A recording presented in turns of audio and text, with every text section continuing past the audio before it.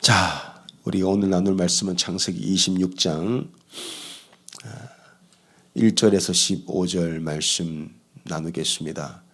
하사 합선 시리즈 이제 금요일마다 이 주제를 가지고 제가 말씀을 나누려고 합니다. 오늘은 첫 번째, 마침내 거부가 되었더라는 제목 가지고 함께 말씀 나누겠습니다. 창세기 26장 1절에서 15절 제가 봉독해 올리도록 하겠습니다. 아브라함 때에 첫 흉년이 들었더니 그 땅에 또 흉년이 들매 이삭이 그랄로 가서 블레셋 왕 아비멜렉에게 이르렀더니 여호와께서 이삭에게 나타나 이르시되 애굽으로 내려가지 말고 내가 내게 지시하는 땅에 거주하라. 이 땅에 거류하면 내가 너와 함께 있어 내게 복을 주고 내가 이 모든 땅을 너와 네 자손에게 주리라. 내가 네 아버지 아브라함에게 맹세한 것을 미루어 네 자손을 하늘의 별과 같이 번성하게 하며 이 모든 땅을 네 자손에게 주리니 네 자손으로 말미암아 천하 만민이 복을 받으리라. 이는 아브라함이 내 말을 순종하고 내 명령과 내 계명과 내 율례와 내 법도를 지켰음이라 하시니라.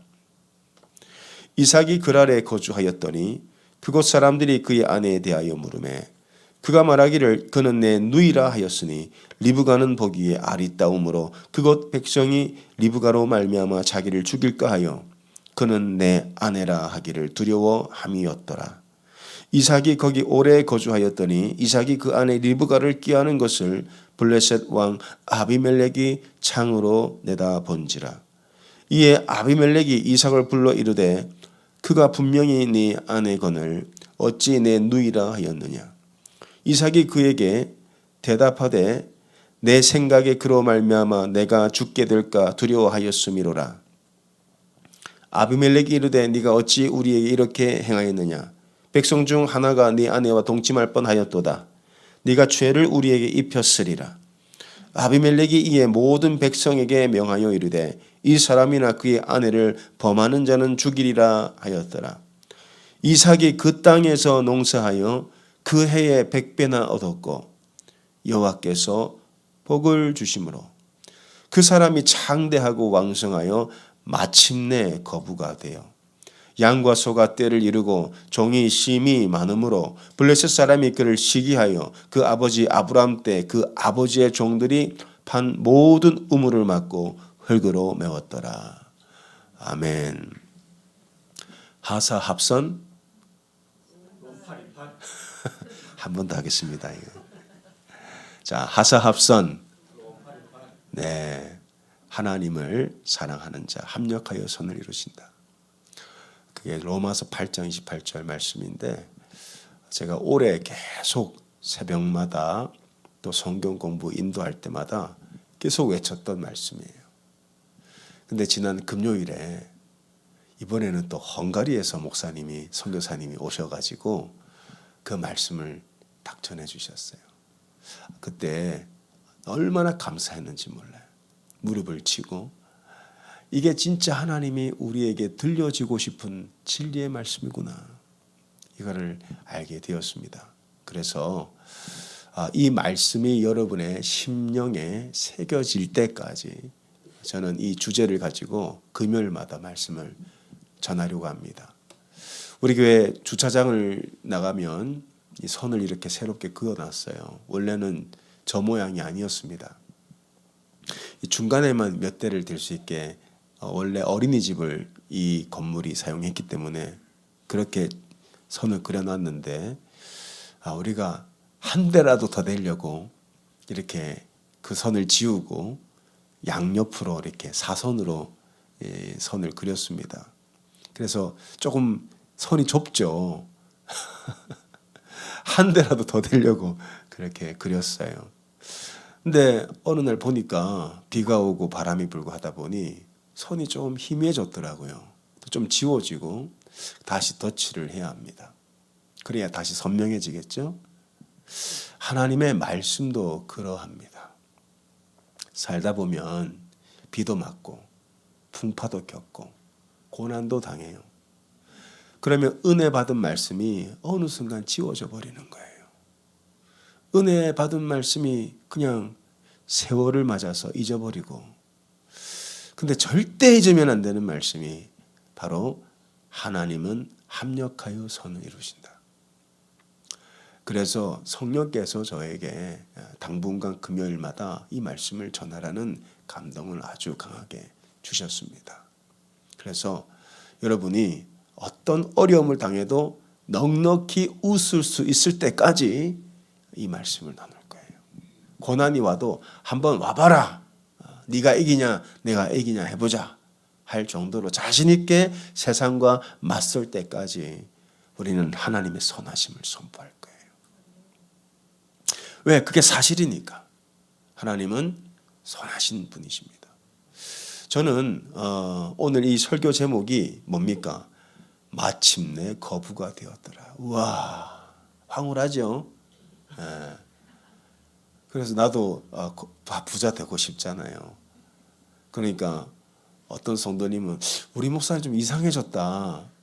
갑자기 긍정주의자가 되었나 그렇게 생각할 수도 있어요. 우리 목사님이 조금 너무 세속적으로 변질되었나 그런 생각할 수도 있습니다. 근데 긍정주의와 복음주의는 분명한 차이가 있어요. 저는 긍정주의자가 아니에요. 저는 성경주의자입니다. 긍정주의는 그냥 긍정적으로 낙천적으로 사는 거예요. 아무 근거가 없어요. 그냥 신기루를 붙잡고 사는 거죠. 근데 우리는 뭘 가지고 있습니까? 하나님의 말씀을 가지고 있어요. 이 말씀에서 우리가 믿는 하나님은 선하신 하나님이시다. 그것도 로마서에 로마 교인들이 가장 핍박받고 가장 어렵고 힘들 때 바울은 너희의 고난은 잠시고 하나님의 영광은 영원하다. 우리는 그 영광을 보며 즐거워하며 하나님은 합력하여 선을 이루시는 분이시다라고 말하고 있는 거예요. 그래서 여러분들이 새기고 또 새겨야 될 말씀이 하나님의 선하심이에요. 자, 그러면 하나님은 언제 그분의 선하심을 드러내는가 하는 거예요. 아마 여러분 지금 정말 하나님이 선하시면 나는 왜 이렇게 힘들지? 왜 문제가 해결이 안 되지? 왜 나는 여전히 연약하지? 그런 생각 가질 수 있습니다. 폭풍 속의 가정이라는 책을 제가 얼마 전에 읽었어요. 러셀 무어라는 아주 뛰어난 작가이자 우리 침례교 목사님이시자 신학자이자 윤리학 교수입니다. 근데 이분이 목회를 하면서 성도들의 삶을 상담도 하고 보니까 예수를 믿는데 가정마다 다 문제가 있는 거예요. 신앙이 참 좋은데 누가 봐도 훌륭한 사람인데 들어가 보면 다 상처가 있다는 가정에. 그래서 이 책 제목이 폭풍 속의 가정이라는 거예요. 근데 이분은 자기 얘기를 합니다. 이 책에 보니까 이분이 윤리학 교수님이신데 어려서부터 침례교 교인으로 자랐는데 이 책에 이런 내용이 나와요. 아마 여러분 공감하실 거예요. 내가 가장 1년 중에 기다리고 손꼽아 이제 기다리는 그날이 언제인가? 여러분 언제이십니까? 성탄절? 부활절? 고난주간? 이분은 이렇게 얘기를 해요. 나는 할로윈을 가장 기다립니다. 아니 윤리학 교수님이신데 목사님인데 무슨 할로윈을 기다리냐. 우리는 할로윈 하면은 막 안 좋게 보잖아요. 뭐 귀신을 부르는 날이다. 뭐 우리도 이제 아이들 그런 거 못하게 해요. 한국에도 할로윈 때 얼마나 끔찍한 일이 있었어요. 저는 이게 우연이 아니라고 봐요. 근데 이 고백 안엔 역설이 있어요. 이분은 믿는 집안에서 어려서부터 잘 몇 대째 신앙인입니다. 근데 부활절이 되면 가족들이 모이는 거예요. 할머니도 모이고 할아버지도 모이고 삼촌도 모이고 오랜만에 대가족이 모여요. 다 신자들입니다. 미국은 그런가 봐요. 그날 다 모여서 같이 부활절 예배드리고 집에서 파티하고 음식을 나누고 그동안 삶을 나누고. 근데 모일 때는 웃으면서 모이는데 모이고 나서 저녁 먹고 나면 이제 이 목사님의 말이에요. 자기 집은 폭풍 속을 지나갔다는 거예요. 보니까 미국 사람들도 명절 증후군이 있더라고요.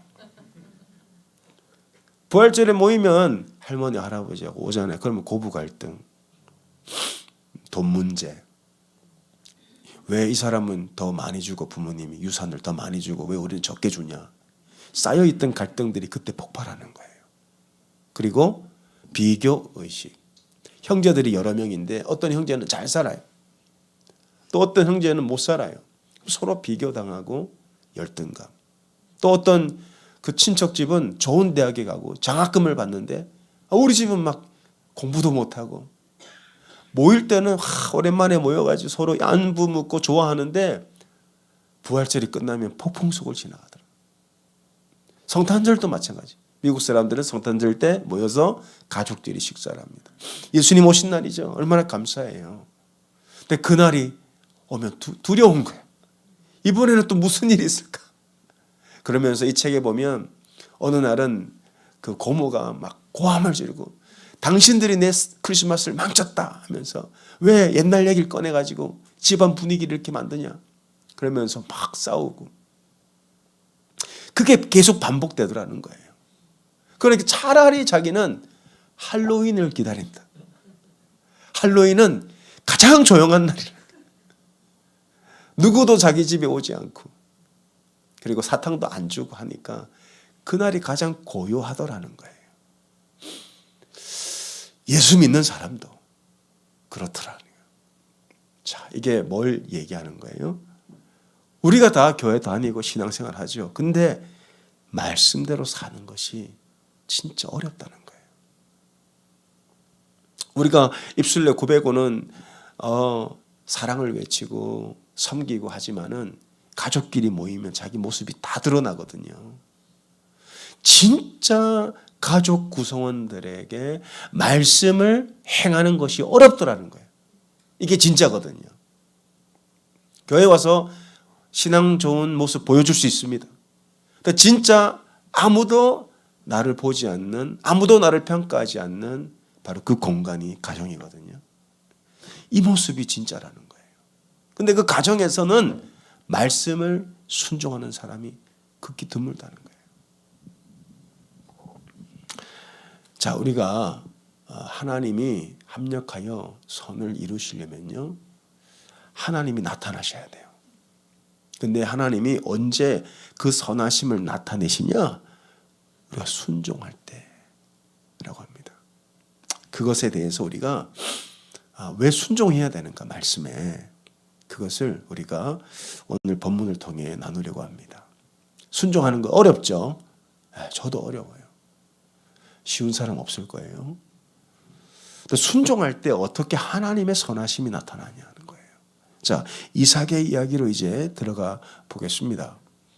이삭은 누구의 아들입니까? 아브라함의 아들이죠. 아브라함은 하나님의 택함을 받았어요. 너는 복이다. 내가 너를 통해 열방을 축복할 것이다. 네가 가는 곳마다 그 땅이 복을 받고 네가 가는 만나는 사람마다 그 사람이 복을 받을 것이고 너를 축복하는 자를 내가 축복하고 너를 저주하면 내가 저주하겠다. 근데 그 복이 이삭에게 그대로 전해집니다. 그래서 이제 이삭이 아브라함 때에 살았어요. 26장 1절 보겠습니다. 아브라함 때 첫 흉년이 들었더니 그 땅에, 그 땅이 어느 땅입니까? 약속의 땅이죠. 축복의 땅이죠. 그 축복의 땅에도 흉년이 들 때가 있다는 거예요. 예수를 믿어도 고난을 당하고 말씀대로 살아도 어려움을 겪을 수가 있다는 거예요. 그 땅에 또 흉년이 들매 이삭이 그랄로 가서 블레셋 왕 아비멜렉에게 이르렀더니 그러니까 흉년이 드니까 이삭이 어떻게 합니까? 이민을 가겠죠. 야, 우리 이민 가자. 약속의 땅은 우리가 약속의 땅이 어디 있냐? 이 흉년이 들었는데 하면서 짐을 싸서 이민을 가려고 하는 거예요. 바로 그때 하나님이 이삭에게 나타나서 말씀하십니다. 2절 보겠습니다. 여호와께서 이삭에게 나타나 이르시되 애굽으로 내려가지 말고 내가 내게 지시하는 땅에 거주하라. 자, 그러면 이삭이 어디로 이민을 가려고 했었습니까? 애굽으로 가려고 했죠. 하나님이 아시고 막으신 거예요. 왜 애굽으로 가려고 합니까? 애굽에 뭐가 있어요? 나일강이 있죠. 비가 오지 않아도 하늘을 의지하지 않아도 얼마든지 내 힘과 내 능력과 내 노력으로 나를 증명할 수 있는 땅이에요. 그 땅에 가지 말래요. 너는 하나님을 의지해야만 생존할 수 있는 이 땅에 머물래. 그래서 이삭이 고민하다가 멈춥니다. 왜 멈추죠? 3절에 이렇게 말씀하고 있어요. 이 땅에 거류하면, 이 땅은 어디입니까? 지금 이삭이 가다가 멈춘 그랄 땅입니다. 이 그랄 땅은 가나안 땅 안에 속해 있어요. 블레셋 민족들이 살고 있었지만 하나님이 약속하신 땅입니다. 그 땅에 거류하면 내가 너와 함께 있어 내게 뭘 준다? 복을 주고 내가 이 모든 땅을 너와 네 자손에게 주리라. 내가 네 아버지 아브라함에게 맹세한 것을 이루겠다. 아브라함과의 언약을 너에게 이루겠다는 뜻이에요. 그 축복의 언약이 어디에 있습니까? 지금 애굽에 있는 것이 아니고 가나안에 있는 거예요. 그래서 이삭은 그 음성을 듣고 그랄 땅에 멈추게 됩니다. 자, 지도를 보게 되면 이 그랄이 어디냐? 예, 보이십니까? 조금 흐린데요. 자, 이 보면 이집트 위에 있죠. 그랄 땅이. 그러니까 그랄을 지나면 이집트예요. 이 그랄이 어떤 땅이냐면 약속의 땅과 애굽, 즉 세상을 상징하죠. 그 경계라는 거예요. 경계. 이 경계에 이삭이 서 있는 거예요. 여러분 어떠세요? 우리의 삶도 이 경계를 왔다 갔다 하죠. 하나님의 말씀대로 살 것인가? 아니면 세상의 법칙을 따를 것인가? 늘 그 경계에서 갈등하는 삶. 그게 우리의 삶이에요. 하나님의 말씀 우리가 알아요. 하나님을 사랑하라, 형제를 사랑해라, 거룩해라. 근데 그 말씀을 아는데 때로는 그렇게 사는 것이 너무 어렵고 도전이 오고 또 특별히 고난을 당할 때, 어려움을 당할 때 우리의 마음속에 어떤 유혹이 들어옵니까?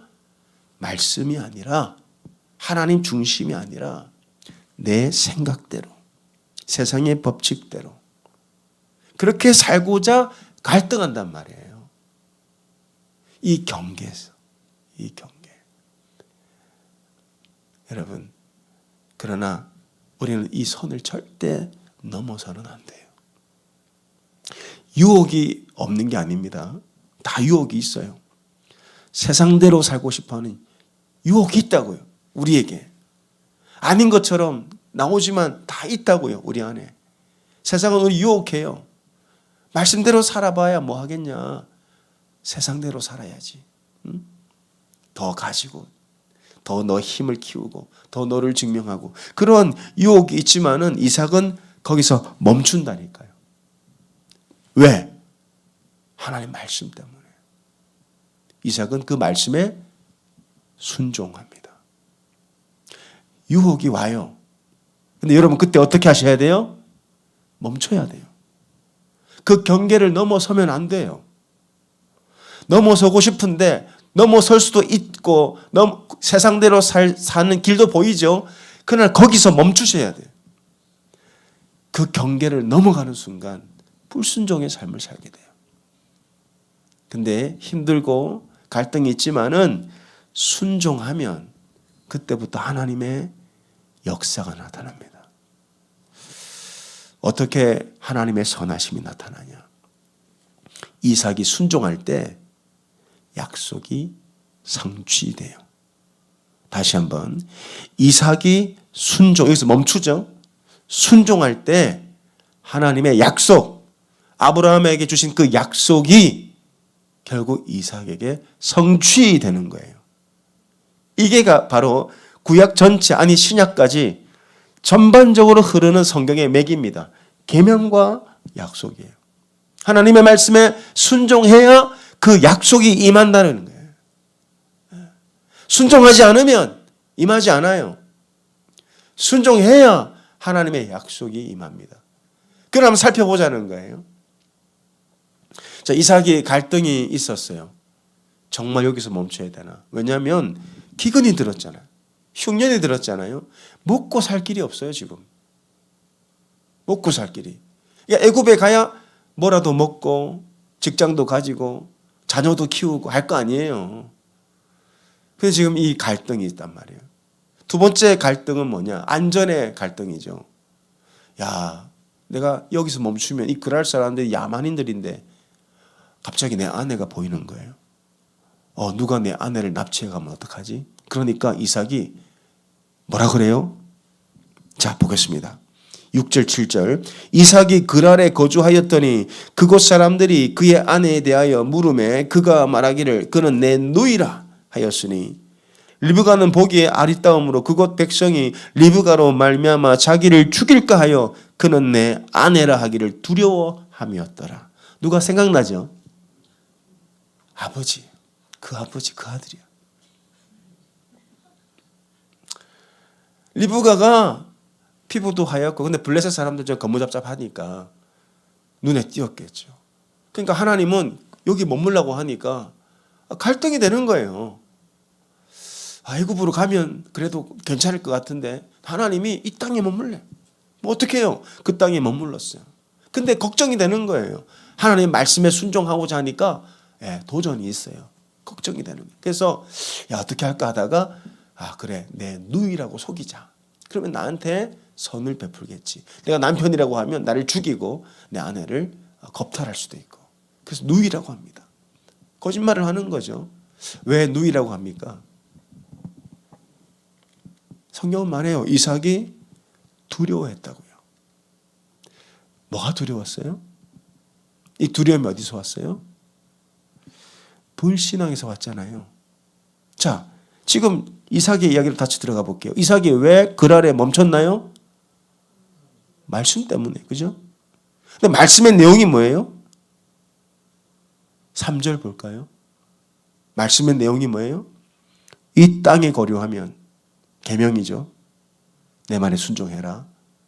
애굽에 가지 말고 이 땅에 거류해라. 이 땅에 머물러라. 이 땅이 약속의 땅이다. 이 땅에 거류하면 계명이죠. 그다음에 뭐예요? 약속. 성경은 항상 이 구조입니다. 계명과 약속이에요. 그 약속이 뭐예요? 내가 너와 함께 있을 것이다. 이 땅에 거류하면 여기서 멈추면 애굽으로 가지 않고 약속의 땅에 살면 내가 너와 함께 있어서 첫 번째 약속이 뭡니까? 복을 주겠다. 내게 복을 주고 그다음에 내가 이 모든 땅을 너와 누구에게? 자손에게 주겠다. 근데 아직 이삭은 자손을 아직 소유하지 못했어요. 그러면 무슨 말이에요? 너는 죽는다 안 죽는다? 안 죽는다. 왜? 하나님이 이 땅을 너와 네 자손에게 주겠다 그랬기 때문에. 이삭이 죽으면 이 약속이 성취되지 않잖아요. 그러면 이삭의 입장에서는 지금 이 약속을 이 말씀을 믿었습니까? 못 믿었습니까? 못 믿은 거예요. 그래서 두려워한 거예요. 자, 우리가 여러분 왜 병이 두려워요? 하나님의 말씀이 흔들리는 거예요. 왜 사업이 망할까 봐 두려워요? 하나님의 말씀이 흔들리는 거예요. 왜 내 미래가 두렵습니까? 하나님의 말씀이 흔들리는 거예요. 내 자녀가 잘못될까 봐 왜 두렵습니까? 하나님의 말씀이 흔들린다고. 근데 이것은 우리의 모습뿐만 아니라 이삭도 그랬습니다. 이게 우리 모든 인간의 연약함이에요. 우리는 다 이렇게 믿음이 굴곡이 있다고요. 좋을 때도 있고 흔들릴 때도 있고 어려운 일 만나면 갈등을 가지기도 하고. 근데 그래서 이삭이 꽤 오랜 시간 리브가를 누이라고 속입니다. 계속 속여요. 근데 계속 속였다는 건 뭘 말하는 거예요? 계속 믿음이 흔들린 상태에 있었다는 거예요. 하나님이 분명히 이 땅을 너와 네 자손에게 준다 그랬는데 이삭은 담대하게 내 아내다라고 말하지 못해요. 내 누이라고 말합니다. 왜? 자기가 죽을까 봐. 근데 그 불신의 상태가 꽤 길었어요. 8절 보겠습니다. 뭐라고 돼 있어요? 이삭이 거기 얼마나 거주했습니까? 오래. 이삭은 꽤 오랜 시간 동안 영적 침체와 불신과 두려움 가운데 살았단 말이에요. 이게 이삭의 연약함이죠. 근데 그 순간 그 그랄 땅의 왕이 창가를 내다보다가 딱 걸리는 거예요. 이삭이 리브가를 끌어안는 모습을 아비멜렉이 목격하게 됩니다. 8절 이삭이 거기 오래 거주하였더니 이삭이 그 아내 리브가를 껴안은 것을 블레셋 왕 아비멜렉이 창으로 내다본지라. 자, 누가 봐도 이건 남매 관계가 아니에요. 이거 부부 관계예요. 그래서 아비멜렉이 화들짝 놀라서 이삭을 불러 옵니다. 그래서 이삭에게 물어봐요. 누구냐 너는? 9절 이에 아비멜렉이 이삭을 불러 이르되 그가 분명히 네 아내건을 어찌 내 누이라 하였느냐. 그로 말미암아 내가 죽게 될까 두려워하였습니다. 자, 이 말씀을 잘 보세요. 두려움이 어디서 어디로 이동해요? 이삭으로부터 아비멜렉에게 두려움이 이동합니다. 처음에 누가 두려워했어요? 이삭이 죽을까 봐. 이삭은 오랜 시간 그 불신 가운데 있었어요. 하나님의 말씀을 믿지 못했단 말이에요. 그래서 두려웠어요. 그리고 그냥 리브가를 계속 누이라고 속였단 말이에요. 근데 그 장면을 아비멜렉이 보고 이제 아비멜렉이 이삭을 두려워합니다. 아비멜렉이. 왜 두려워했을까요? 왜 두려워했습니까? 내가 죽게 될까? 이거 누가 했단 말입니까? 원래 이삭이 했단 말이잖아요. 근데 이 말을 이제 이삭이 누구에게 들어요? 아비멜렉한테 왕에게 들어요. 왕이. 그때는요 왕이 한마디면 다 되는 때 아닙니까? 근데 이삭이 왕이 자기에게 아비멜렉이 자기한테 내가 죽게 될까 두렵다. 자, 이 두려움은 어디서 온 두려움이에요? 하나님이죠. 이삭은 사람을 두려워했고 아비멜렉은 하나님을 두려워합니다. 상황이 어떻게 돼요? 역전돼 버렸어요. 완전히 뒤집어졌어요. 왜? 창세기 20장 가볼까요? 이 아비멜렉이 어떤 아비멜렉이냐? 이삭이 태어나기 전에 아브라함이 그랄 땅에 잠시 머물렀던 적이 있었습니다. 근데 아브라함이 그 블레셋 사람들한테 그랄 땅 사람들한테 사라는 내 누이다 이렇게 말했단 말이에요. 왜? 아내를 뺏길 거고 자기는 죽을까 봐. 근데 아브라함도 똑같은 약속 받았어요. 내가 이 땅을 너와 네 자손에게 주겠다 그랬는데 이삭이 태어나기 전에 그 약속 받았거든요. 근데 아브라함도 그 약속을 믿지 못해서 꽤 오랜 시간 사라를 내 누이라고 속였단 말이죠. 그 일로 인해서 아비멜렉이 하나님의 책망을 받습니다. 그리고 하나님이 꿈에 나타나셔서 이렇게 말씀하시죠. 20장 7절에 보면 하나님이 아비멜렉에게 꿈으로 말씀하시죠. 이제 그 사람의 아내를 돌려보내라. 그는 선지자라. 그가 너를 위하여 기도하리니 네가 살려니와. 네가 돌려보내지 아니하면 너와 내게 속한 자가 다 반드시 죽을 줄 알지니라. 재앙이 임합니다. 그리고 주석학자들은 이렇게 얘기해요. 그 사람들이 다 이제 불임이 되었어요. 근데 불임이라는 것은 눈으로 드러나지는 않잖아요. 그러니까 어떤 병이 그 지역에 돌았다고 봅니다. 그때 아비멜렉이 이제 아브라함을 부릅니다. 그리고 나서 아브라함에게 뭘 부탁해요? 우리를 위해 기도해 주십시오. 그래서 아브라함이 아비멜렉을 위해서 기도를 해줘요. 20장 17절 18절 보겠습니다. 아브라함이 하나님께 기도하매 하나님이 아비멜렉과 그의 아내와 여종을 치료하사 출산하게 하셨으니 여호와께서 이왕에 아브라함의 아내 사라의 일로 아비멜렉의 집에 모든 태를 닫으셨습니다. 아브라함이 기도하니까 즉시 병이 나와버리는 그 기적을 경험한 거예요. 지금 아비멜렉이 뭘 떠올립니까? 이삭의 아버지를 떠올리는 거예요. 그리고 이삭에게 얘기하는 거예요. 왜 얘기 안 했냐? 네 아버지가 아브라함이라는 거 왜 얘기 안 했냐? 네가 네 아내를 누이라고 속여서 누군가가 네 아내를 범했으면 우리가 다 죽을 뻔했다. 이 두려움이 어디서 온 두려움이에요? 하나님이 주신 두려움.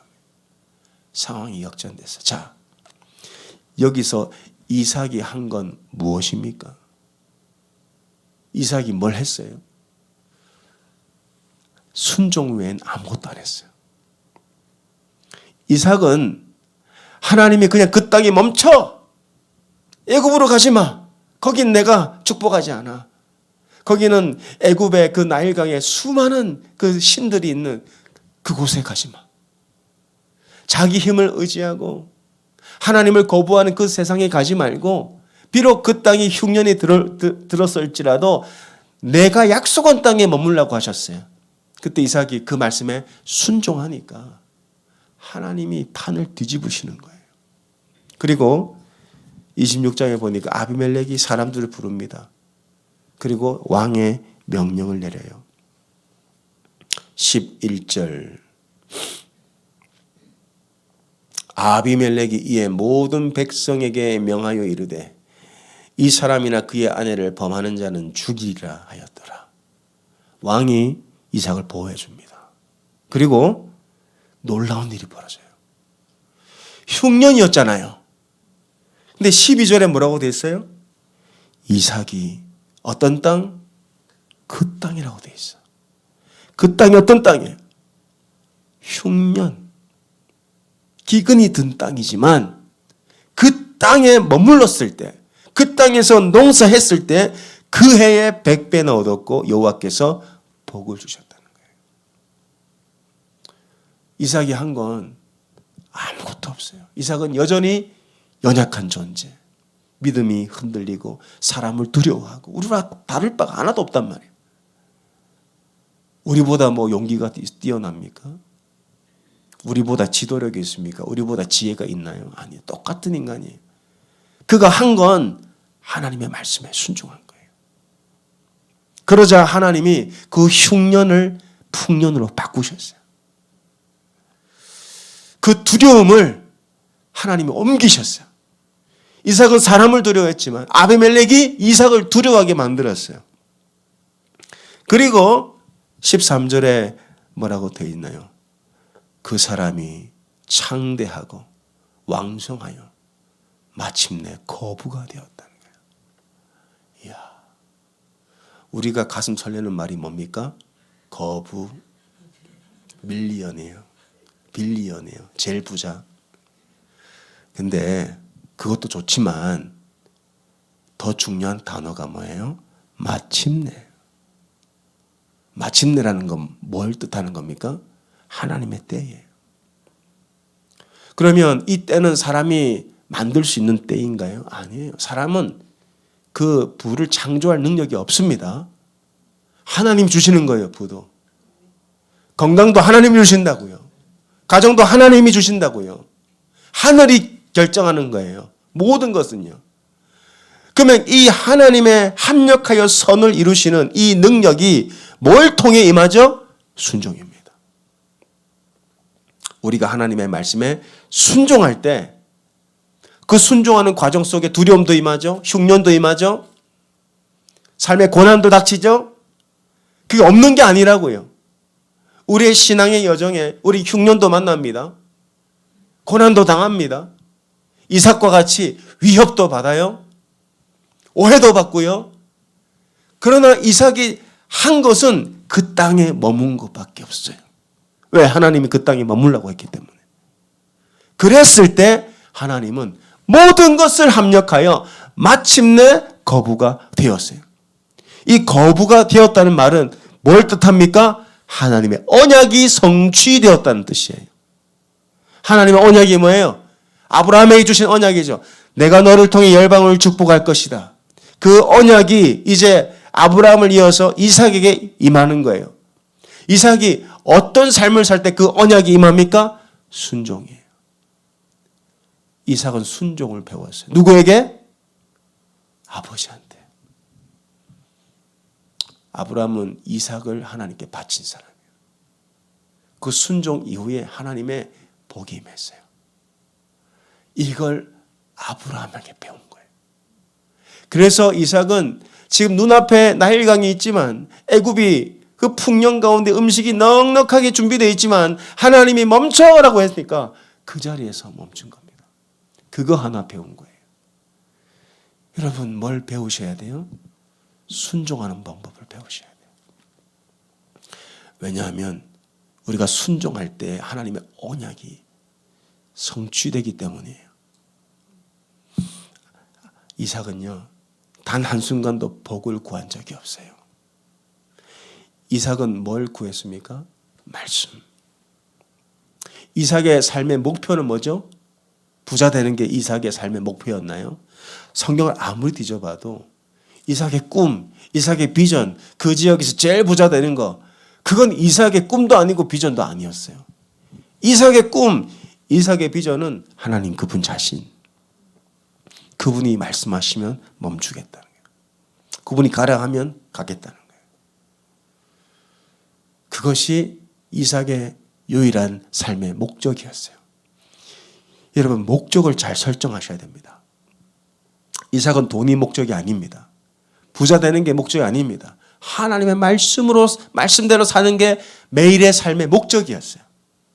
때가 되니까 하나님이 모든 것을 합력하여 손을 이루셔서 하나님의 약속이 성취되게 한 거예요.